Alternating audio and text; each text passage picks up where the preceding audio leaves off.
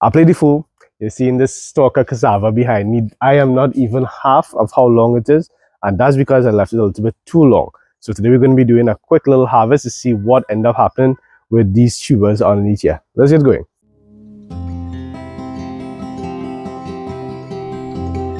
Hello everyone, thank you all so very much for joining in. This is Dylan from the Trinidad Gardeners channel, and I am just so happy that you're here because sometimes I do these crazy things in the garden, and I'm just glad that you all are witness to the things that I do, so that when you see nice harvest, you know that like you can do that exact same thing. Because if I can do crazy things and sometimes get away with it, then you can also do crazy things and you could have good harvests at some later point, even if we make mistakes in the garden. I think this one might be one of my, not the biggest, but definitely a mistake, because you're not really supposed to leave cassava in the ground as long as I have left this stalk here. This stalk was, this plant was about a year old, probably 4 months ago. So at this point here, it's a year, 4 months, and cassava isn't really meant to stay that very long. Cassava does take some time to grow, and it can take almost up to a year.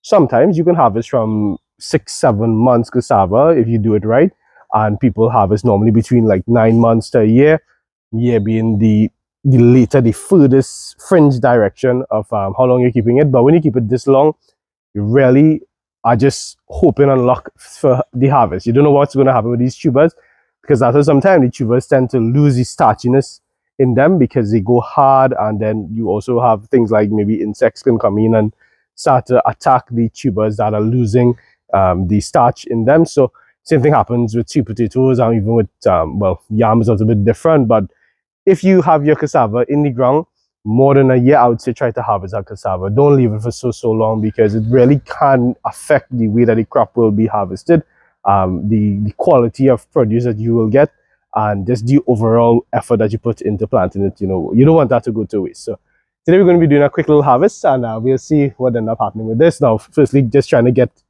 I don't know how I'm going to do this yet, because it's such a long, just tree at this point here. I don't know how we're going to do it, but I'm going to bring you all closer and just give you an idea of, for those of you who haven't seen any of my cassava harvest, you'll at least see how we harvest cassava, or we know that cassava is ready to harvest. Now, I know this one just because of time. Time alone has told me that this is ready to be harvested, but there are some other things that you could do. So let me just show you all really quickly. If you come around here, right, if you are very keen, your eyes are very good, you already notice that you can see cassava already. So this, yes, this is the cassava tree, but this is the actual cassava here, and it feels almost hard like a stone, hard like iron at this point here, because of how long I left it. There's an ant patch here, so I have to be very careful. If you come down at the bottom of your stake after, and when I say stake, I mean the plant that you planted, your cassava plant. If you come down after 3 4 5 months, you should be able to scrape around the surface, and you just follow, just very gently, right? So you can just get like something that's not too sharp. So you use probably a cutlass or this, like, you know, like something like a little shovel, and you just come around and you just follow the vein. Now, obviously, this one is very big and prominent, so I know that it is here. But if you didn't know, you just scrape around, and you would see where the root is running. So like here, I can see that, okay, obviously this one is here, and it's going down in this area here, and there will be more around this side.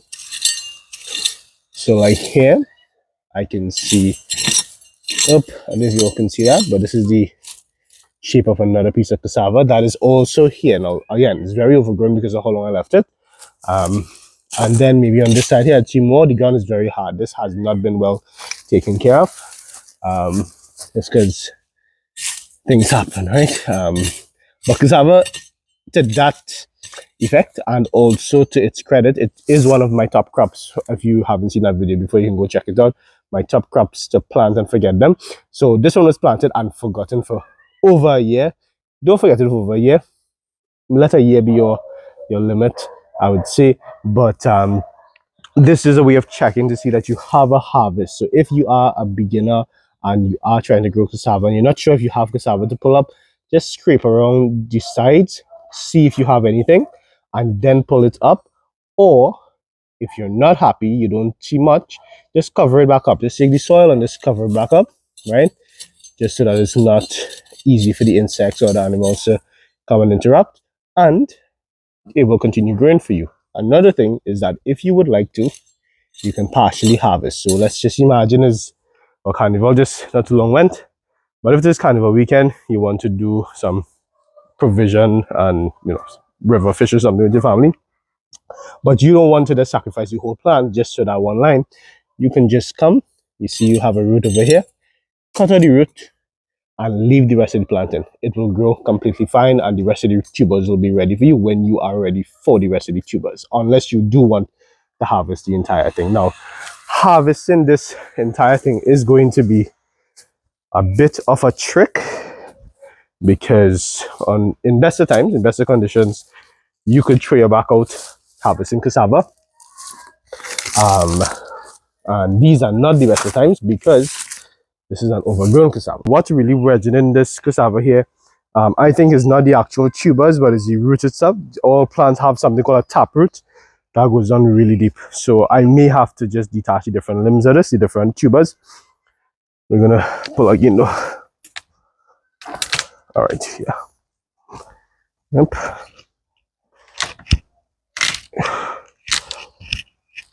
Okay. So this is the long one that I was just commenting that is going on and on. look at all of this. All of this is just growing. Yeah. I think it's really taproot that really has this wedge down. And then this is not very sandy soil, so it would be very hard if you leave it too long, your cassava. Okay. We're almost there. Okay. Oh, that's not too bad. So it snapped off. So what we've got is some massively overgrown, massively fat looking cassava here. Okay, so some exciting times. I was telling myself like I felt a little bit like shortchanged with what we ended up getting because it just felt like so much more was holding it, and I thought it was just the taproot. But I just came in and I just started to dig around the hole a little bit. So this is the main root here that the main stalk was attached to. So yeah, this doesn't turn into anything because this is just a root. What we eat is not a root. What we eat is a tuber, and that is the thing that's full of starch. So I come across the side here, and yeah, these are the tubers that are also part of the cassava. That didn't come up; they got snapped. They got broken up from the actual stem itself. So I'm gonna have to excavate these tubers here now, piece by piece. I think this might be another one here. Wow. Okay, so let me try to work on excavating this, and I'll come back at you all if I get through. So this is the amount of cassava I just showed you all that I pulled up. This is what I just found down inside of that hole. So I filmed the entire process of that, and I'll put it on the TikTok, Instagram, because I did it long ways, which is like this way, for that platform. But I am just, I have no words. I have no words. I'm just blown away. Well, of course, let me flip this over here. So as I was mentioning, is that I don't know how well this cassava is going to cook, because just because it's big and it looks really nice and I'm just so happy it's going to make amazing pictures, I don't know actually what the quality of produce is going to be because it is overgrown. For that and the taste test of the cassava, I will be continuing with updates on the TikTok, on the Instagram, so you can feel free to follow on any of those and you'll see how it ends up cooking. But for now, I'm just really happy with the harvest. I do not recommend doing this again.